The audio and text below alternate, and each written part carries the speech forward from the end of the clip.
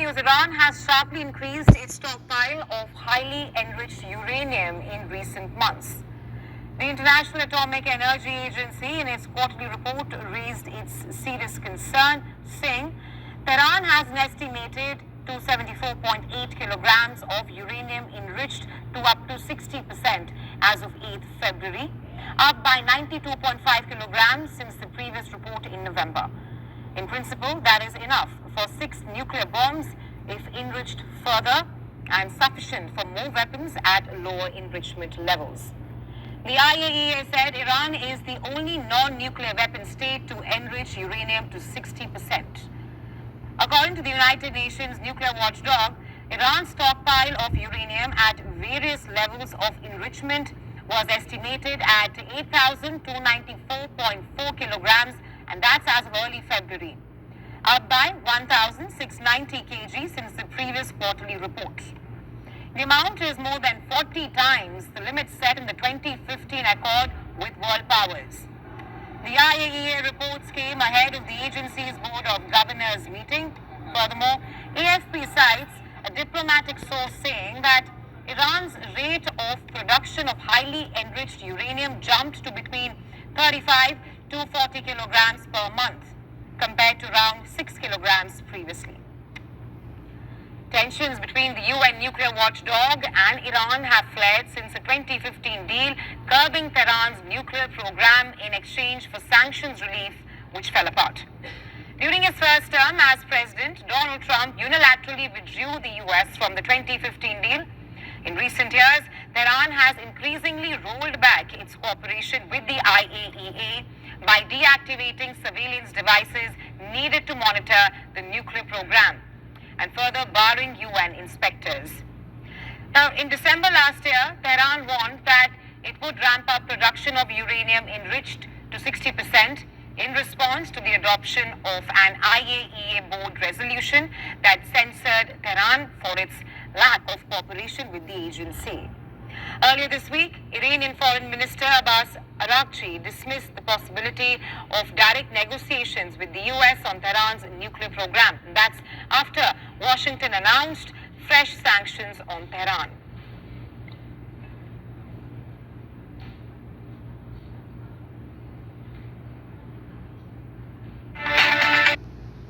Iran's nuclear program is a controversy all across the world. Now, it is not a secret in West Asia that there is an anticipation for a strike. The US and Israel are planning to strike Iran's nuclear facilities. On the other hand, the atomic bomb watchdog says that Tehran has been upgrading its levels of uranium to weapons-grade level. We tell you more. Allahu Akbar! Allahu Akbar! Allahu Akbar!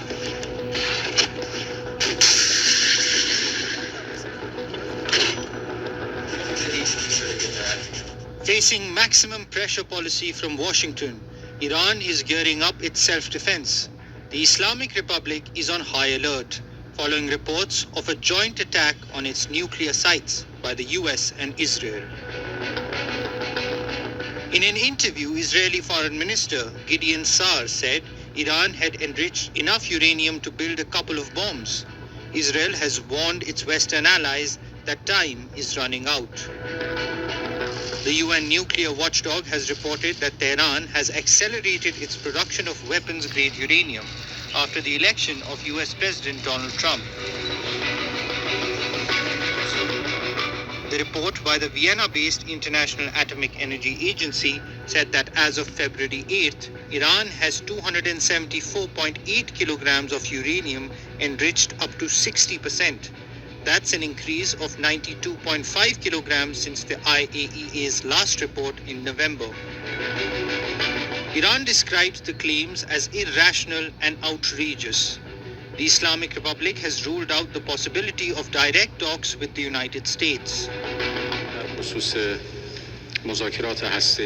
With respect to the negotiations on Iran's nuclear issue, Iran's position is very clear. We will not negotiate under pressure, threats, or sanctions. Therefore, as long as the US continues its maximum pressure campaign against Iran, direct nuclear talks between the two countries will be impossible. Iran's foreign minister says Tehran will make decisions following consultations with its ally Russia and European counterparts in the foreseeable future. Russia's top diplomat, who visited Tehran in an effort to ease the rising tensions over Iran's nuclear program, believes diplomacy is still on the table.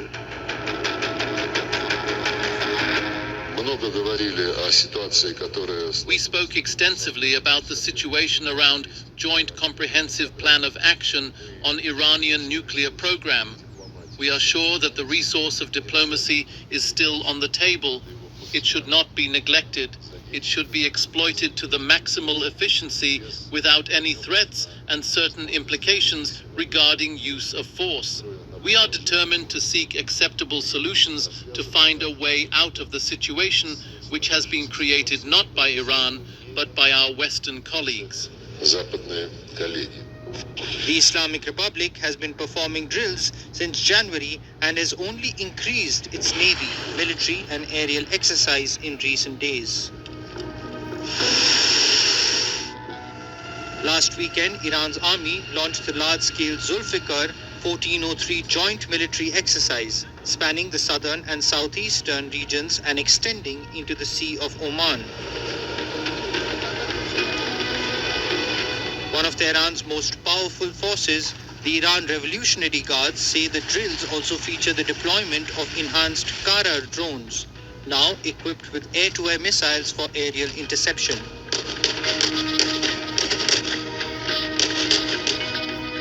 As Tehran moves to enrich its weaponry and protect its nuclear sites, there is increasing pressure on the Trump administration to impose measures that restrict Iran's nuclear growth. Trump's first term in office was marked by a particularly troubled period in relations with Tehran.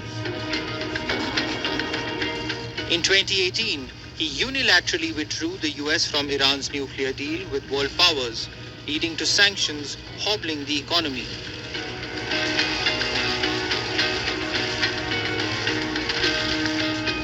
He also ordered the killing of the country's top general. Under the original 2015 nuclear deal, Iran was allowed to enrich uranium only up to 3.67% purity and maintain a stockpile of uranium of 300 kilograms. The IAEA Director General Rafael Mariano Grossi has previously warned that Tehran has enough uranium enriched to near weapons grade levels to make several nuclear bombs if it chose to do so.